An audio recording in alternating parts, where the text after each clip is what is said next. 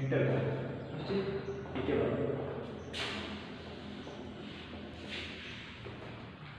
Hello candidates, आइए बात करते हैं अगले वीडियो में। सॉल्यूशन चैप्टर चल रहा था हमारा विलयन। ठीक है, कल हमने बात की थी क्वथनांक उन्नयन की। आज हम उसी के बारे में विश्लेषण करेंगे, गणितीय व्यंजक की बात करेंगे। क्वथनांक उन्नयन का गणितीय व्यंजन, क्वथनांक उन्नयन का गणितीय व्यंजक।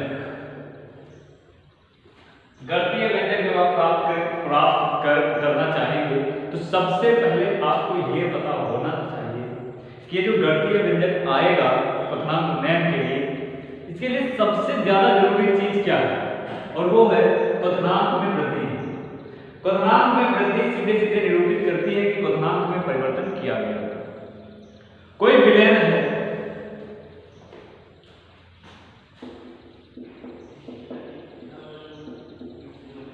विलयन की शुद्ध अवस्था, विलयन की शुद्ध अवस्था का क्वथनांक कितना हुआ? T1।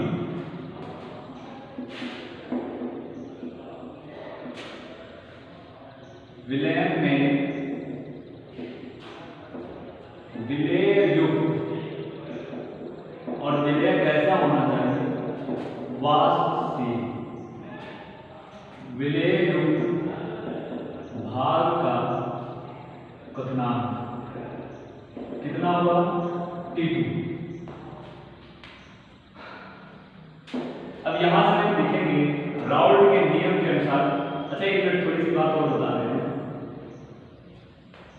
जब हम विलायक में विलय बोलते हैं तो ताप जो है वो T1 से क्या हो जाता है, उसका क्वथनांक जो है वो T1 से क्या हो जाता है? T2 हो जाता है। तो T1 से T2 होने पर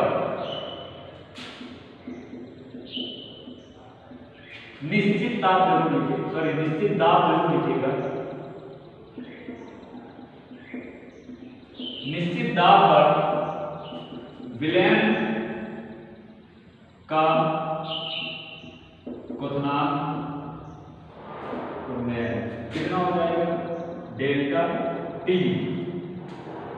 निश्चित दाब पर विलयन का क्वथनांक उन्नयन कितना हो जाएगा? Delta TV. अब डेल्टा टीवी जब आप लिख लिए हैं तब आपको ये लिखना है T2 minus delta TV by T1। ये राउल्ट का नियम है, minus delta TV is equal to P0 minus P1 by P0 minus P2। ये नोट्स आपको मिलेंगे।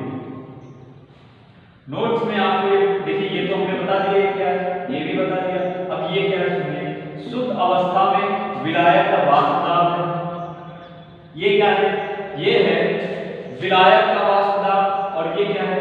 ये है विलेय का वाष्प दाब। P0 यहां पर भी क्या है? ये भी वही है। ये है शुद्ध अवस्था में विलयन का वाष्प दाब। P0 लिखा जाता है, सॉरी P0 ऐसे लिखा जाएगा, P0। ठीक है, P0 minus P1, P0 minus P2। अब इसको क्या लिख सकते हैं? डेल्टा में लिखेंगे। इसको लिखेंगे हम लोग डेल्टा टीवी 1।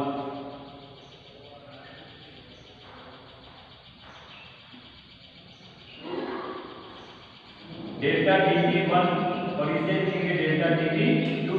इसको लिखेंगे डेल्टा T1, इसको लिखेंगे डेल्टा T2। या अब देखिए 1 1 मतलब विलायक विलायक और विलेय विलेय। इसको कैसे कहेंगे?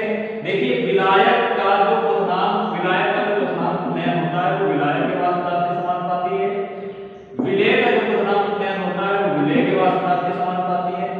या अगर दूसरी लैंग्वेज में हम कहना चाहेंगे तो इसको कहेंगे कि क्वथनांक उन्नयन जो होता है वो हमेशा विलयन के वाष्प दाब के समानुपाती होता है।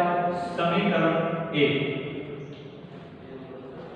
विलयन का क्वथनांक उन्नयन हमेशा विलयन के वाष्प दाब अवनमन के समानुपाती होता है। अब ये जैसे ही आप लिखेंगे, ये लिख लिया, आगे बढ़े। आगे बढ़ने पर अब आपके सामने आएगा तन वाष्पशील। तन वाष्पशील विलयन के लिए राउल्ट का नियम, राउल्ट का नियम। तन वाष्पशील विलयन के लिए राउल्ट का नियम निकाला था T naught minus P by T naught equal to small D. अब ये क्या लिखा था इस तरह से, small n by capital N, ये लिखा था। आप सिर्फ और सिर्फ वैल्यू इसकी चेंज कर दीजिए, कैपिटल N की वैल्यू चेंज कर दीजिए बस। चलिए इसको आगे ऐसे लिखते हैं, देखते हैं आपको दिखाई देगा, दिखेगा।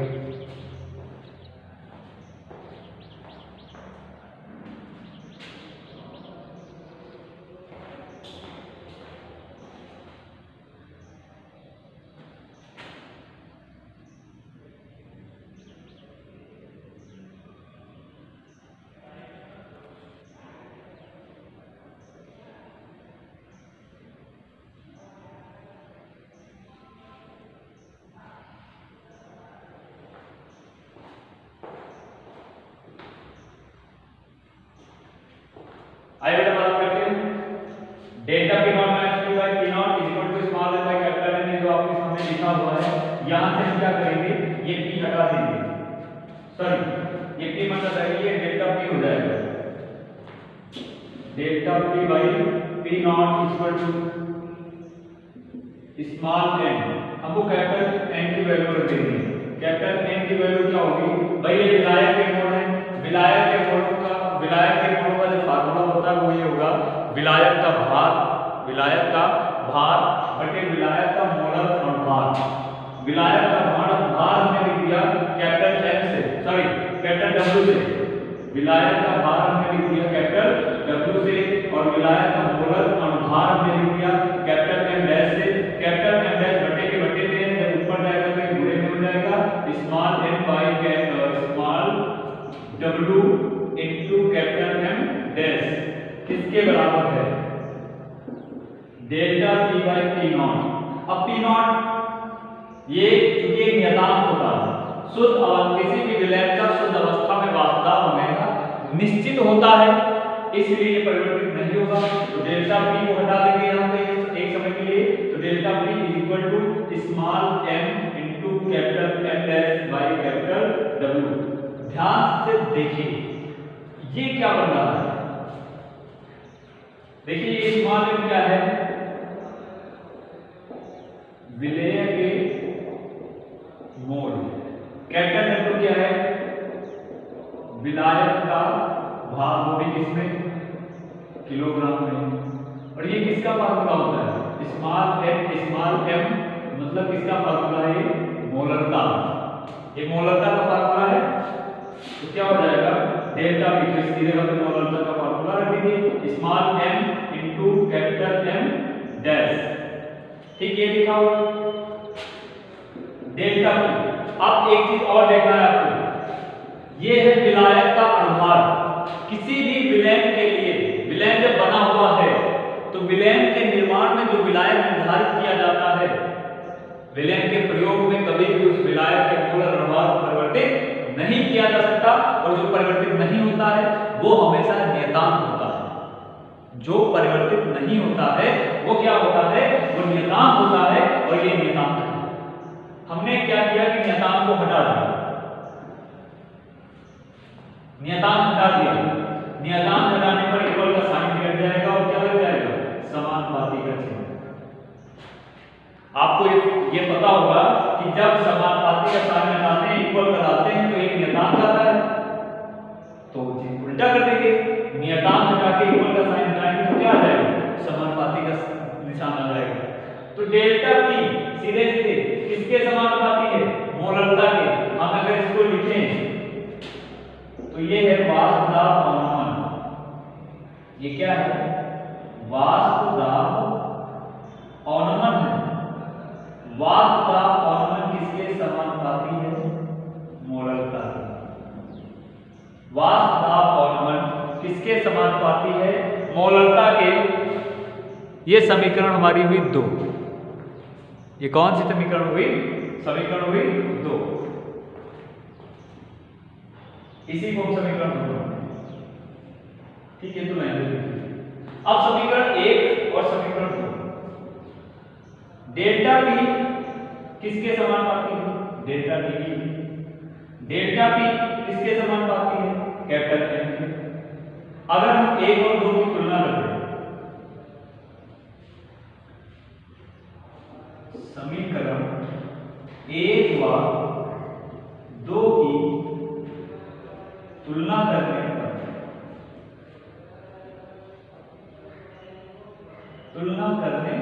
पर क्या हो जाएगा? Delta TB proportional to small m, मतलब विलयन का जो क्वथनांक उन्नयन है वो विलयन की मोलरता पर निर्भर करता है। या अगर हम अब वही चीज यहाँ पे हमने जो किया था, समानुपाती का निशान हटाएंगे तो इक्वल का साइन आएगा, और इक्वल का साइन आने पर हमें नियतांक लिखते हैं और कैपिटल M लिखेंगे। अब आपसे अगर क्वेश्चन में पूछ लिया जाए कि ये KB क्या है, तो यहाँ पर देखिए लिखे दे रहे हैं ये KB क्या है? KB है मोलर। अब मोलरता में क्वथनांक में उन्नयन हो रहा है और उन्नयन हो रहा है, तो उन्नयन होने पर यहाँ पे लिखेंगे उन्नयन स्थिरांक है, इसलिए इसको क्या लिखेंगे? क्वेश्चन आपसे ये पूछा जाता है किसी विलयन का मोलर उन्नयन स्थिरांक का मान किसी भी विलयन का मोलर उन्नयन स्थिरांक उसके क्वथनांक उन्नयन के बराबर कब होता है? तो आप आंसर देंगे जब उसकी मोलरता का मान क्या हो? 1। जब उसकी मोलरता का मान 1 हो। और मोलरता का मान 1 कब होगा? मोलरता का मान 1 होगा तब जब 1 किलोग्राम में मिले के 1 मोल हो। जब 1 किलोग्राम में मिले के 1 मोल हो ले जाए, या 2 किलोग्राम में मिले के 2 मोल हो ले जाए, 3 किलोग्राम में मिले के 3 मोल हो ले जाए, मतलब ये है कि जितनी किलोग्राम मात्रा विलायक की हो उतनी ही विलय की मोलों की संख्या, तब जाके मोलरता 1 होगी। और मोलरता अगर 1 है तो मोलर उन्नयन स्थिरांक का मान हमेशा किसके बराबर होगा? क्वथनांक उन्नयन के बराबर होगा। ये वो बेटा गणितीय घटक क्वथनांक उन्नयन के लिए बहुत ही महत्वपूर्ण है। आप इसको नोट करके याद कर लीजिए, बाकी आपको अगली क्लास में बताया जाएगा।